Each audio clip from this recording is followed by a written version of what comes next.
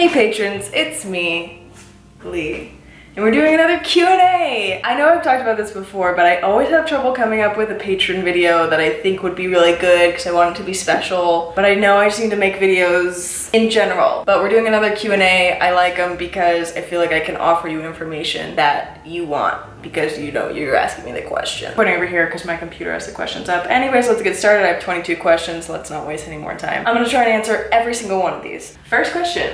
Elliot asks, when you're painting, I've noticed that you don't tend to sketch much. This is totally baffling to me, especially with watercolors. What's your thought process when you paint if you don't do a sketch beforehand? I do a light sketch before I paint, but you can't really see it in videos because it blows out the sketch because it's so light. I mean my sketches are pretty weak. I've kind of done sketching and I feel like I function better putting together shapes and colors to create my image rather than filling in a sketch. That's just how my mind works. Next question. Man, I never know how to say your name. Sade, I think that's right. What oil pastels are you using? I'm interested in trying them out after seeing your Tiger original. I'm obsessed. And these paintings, woo. Okay, so I have like, these are just confusingly sitting on my desk. I didn't know about this. I have these child crepe something.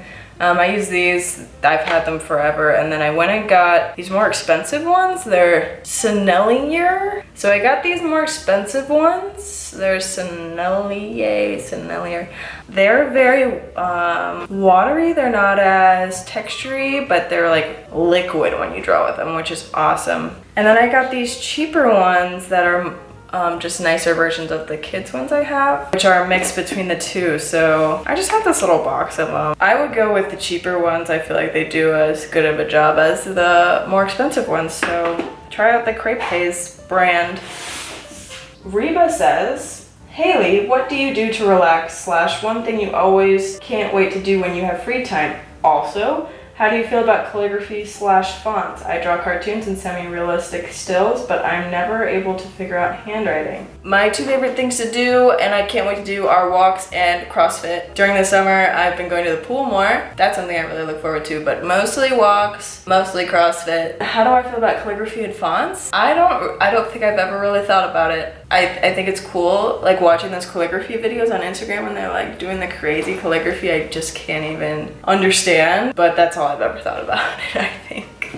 Shy says, where do you see yourself in 5 years? Also, I'd love to paint with you one day. LOL, dream big. Yeah, do dream big. 5 years? I have no idea. I'd like to move somewhere, not Cincinnati, somewhere with like some nature thing I can get to quickly, like a mountain or a lake or a beach or, you know, whatever. I'd like to live somewhere with a natural outlet that is close by. Because here in Cincinnati, it's just like humid woods. Like there's not much to offer you. Michaela asks, what is a good way to start selling your own prints? What is your advice on where to sell them / how to ethically mail them out with low waste? My start was hard. I mean, prints will never ever support me as an artist. I'm not that kind of artist, but I'm sure maybe it's for other people, I don't know. But I started by printing my own prints at home on my Epson Artisan 1430, which I don't really like, I don't really recommend it. That was just a way for me to ease into it. Like I could list any art that I wanted and then make prints at home as they sold. So that was a cushion for me. I sold them on Etsy. I started selling them when people started asking for them and my following started to grow. I mean, it's the same as selling any art. You just need people to want it / make things that you would want to buy yourself. So just keep that in mind when you're starting to sell things. What's my advice on where to sell them and how to ethically mail them out? I sold mine on Etsy. I'm sure there are other platforms. I run the Squarespace website now. I don't know a lot about all the shop front websites, but Etsy was fine. And then how to ethically mail them out. I have all cardboard mailers. I have biodegradable plastic sleeves, but I don't really know if I completely believe that. I've been trying to phase them out for everything besides prints, but I've been doing some reading and they have to be in like the perfect environment to degrade. So I've been trying to figure out a better way than the biodegradable sleeves, but that's kind of the best I have right now, and I get those on clearbags.com. Heidi Rue says, Haley, what's your favorite color? Cloudy or sunny days? If you were stranded on an island, would you rather take a drawing tool or a painting tool? I love my new tiger pin I got from you. Okay, thanks. Thanks, I'm glad you love it. Okay, first question, what's my favorite color? Right now it's red. It changes like all the time. But I think this is the first time red has ever been my favorite color, which is cool. Cloudy or sunny days? Sunny, for sure. If I was stranded on an island, would I rather take a drawing tool or a painting tool? Frick, I can't answer that. I guess I would do painting because it's closer to drawing, and drawing tools will never be closer to painting. Cheat the system. And, oh cool, I answered all of those. Next question. Emma asks, what's your technique with the oil pastels? Are you using them solo or mixing them with other media? Every time I try, it looks like it was drawn by a small child.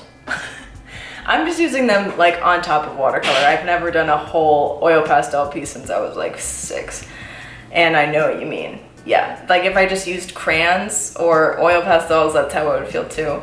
But that would be pretty fun. I might try that sometime. But yeah, I just mix it in. It's all mixed media. No worries. Question. Rocio asks, what was your experience with Etsy before you moved to your own website? Do you recommend it for beginners? I'm stuck between Etsy and StoreMD. Just open my shop. Thank you. My experience with Etsy was really positive. They really lay out everything for you. You don't have to like figure out shipping costs. It's very easy to use. I really liked that. I mean, I loved when their search algorithm changed and their fees changed. I'm not super educated on what actually changed, but I was already wanting to move and it just gave me like a push to make my own website. I thought Etsy was good. It just wasn't as personalizable, is that a word?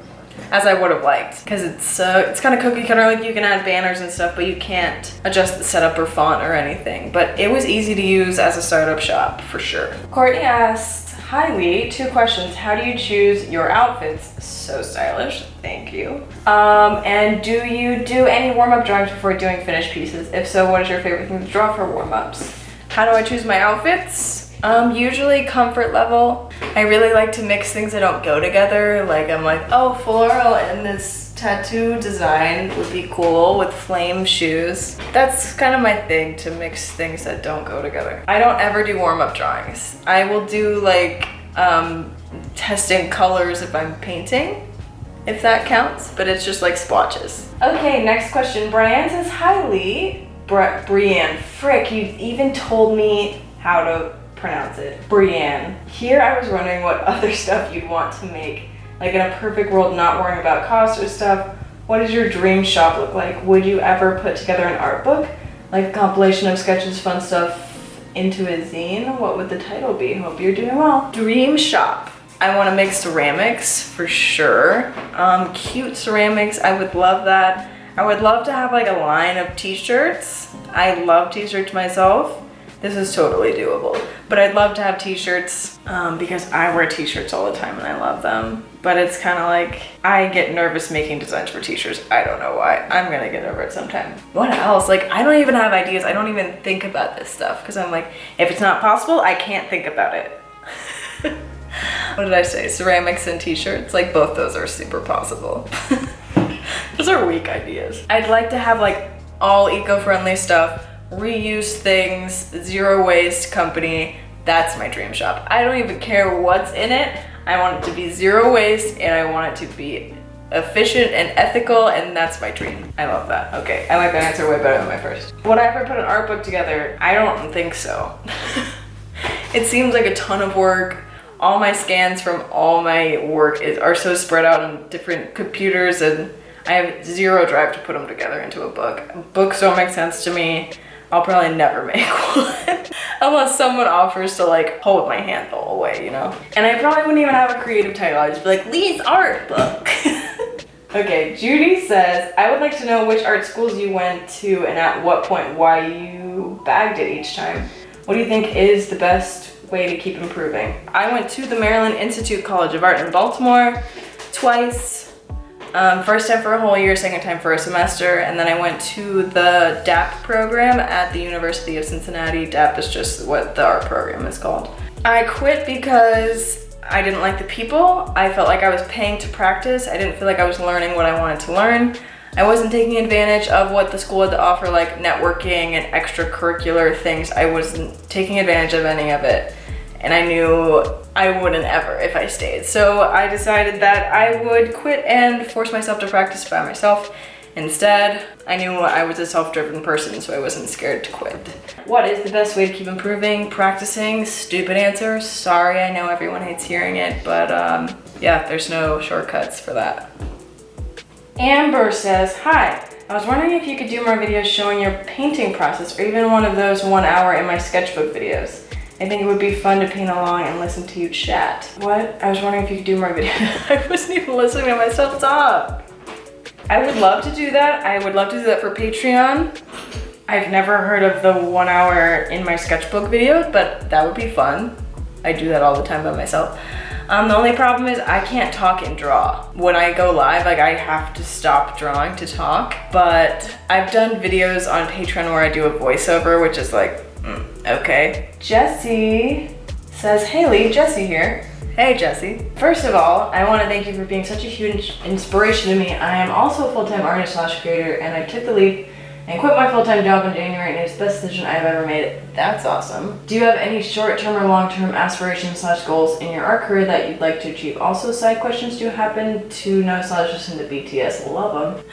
I'd really like to just be able to travel and work for months at a time. Like I would be able to travel and work and like make videos in beautiful locations and make art and stuff, which is like doable, but I haven't processed like how I want to do that. Like I'd have to pay rent and do that, and it's not clicking for me, but I'd really love to be able to do that. Yeah, I'm not really a goal person. I'm kind of just like take it as it comes. I do know and listen to BTS. I haven't listened to them in a long time. I haven't listened to them since Love Yourself album. I kind of dropped off, but I love J-Hope the best. He's my fave. Danielle says, any plans to make your own Inktober list and hashtag it's right around the corner. Leetober.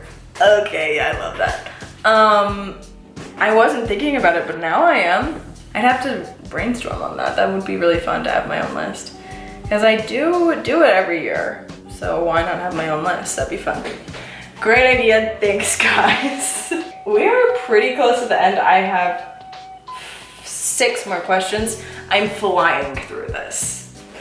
Okay, Emily says, I'm currently running my shop on Etsy and it's pretty easy as far as interface. When you switched over to your standalone shop, what were some of the pitfalls and difficulties you didn't expect? Do you have any advice for artists that also work full-time jobs outside of art in how to stay motivated and inspired?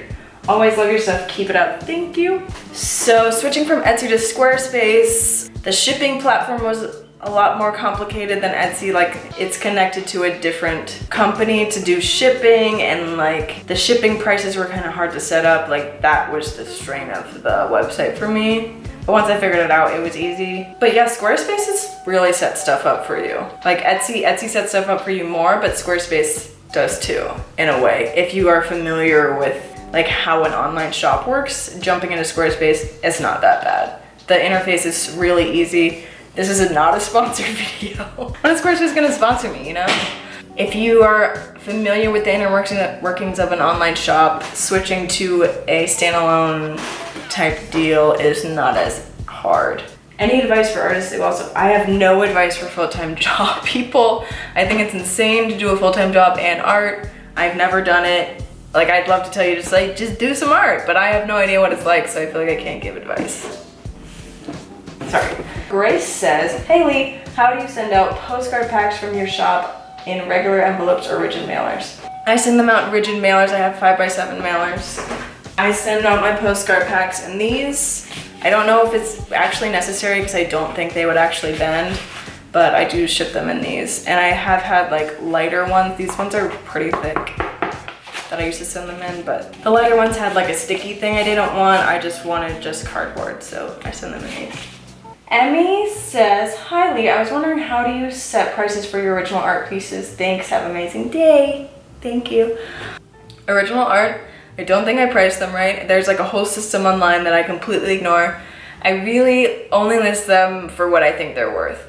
if I'm not willing to really give the piece up yet, I will list it for more expensive. I want my original art to be fairly accessible at this point. I don't think I list them high enough. I think original art should like sit around and someone special should really come on and like buy it. But that's not really my vibe right now. I'm just trying to get some original art out there because it's cool to have original art, and I would love to have some from my favorite artists, and I like offering it for less expensive. But yeah, just what I think it's worth is how I do it, what I would buy it for, you know? Okay, Shannon says, hi Lee. I like that everyone says hi Lee at the beginning of these. It's adorable. Okay. I was wondering if you have any tattoos. If not, do you think you'll ever get one, and what would it be? I do not have any tattoos. I want to get some, but I have trouble finding an artist locally that I really trust. I'd like to get like a tiger, a frog, vegetables, fruit, flowers, but no plans for that. I struggle with commitment to a certain style, so I just, maybe I will, maybe I won't. Lana says, hi Lee, I was wondering if you ever hesitate drawing something now because it can look out of place with your other paintings, style-wise or color-wise. And if so, what do you do so it will fit as in fit? I mean, you are consistently evolving, you change media, color palette, but still when you scroll through your Insta, everything looks cohesive. Yes, I definitely hesitate to draw certain things that I don't think will fit in my feed. It bothers me that I do that, but it's part of my job to have a nice looking Instagram, so if I'm gonna put work in drawing, I should make it so I can share it and it will look good on my feed. It's beneficial and not beneficial at the same time to continue to work on something and fit into a groove, but it kind of sucks that I can't just like jump in and be like, oh, I only want to use black. I mean, I definitely can. If you do notice, like when you scroll through my Instagram, it shifts, like the theme will shift, or the medium or the colors will shift. If I do decide to do a shift in style or color or whatever, I try to at least make the photos relatable so that when they're next to each other, they look fine, even if the art piece is completely different. But yeah, it does hold me back, but also makes it easy to be like, oh, I know exactly what I need to make my Instagram look good. I don't know, I don't know if it's good or bad, but it is what it is. I think I answered that whole question, nice. Thank you for being patrons. Thank you for listening to this Q&A. Hope you all have a great day. I hope some of these answers helped you do something. You know, I hope it was a positive video. So, I'll see you guys later. Thank you again. Bye.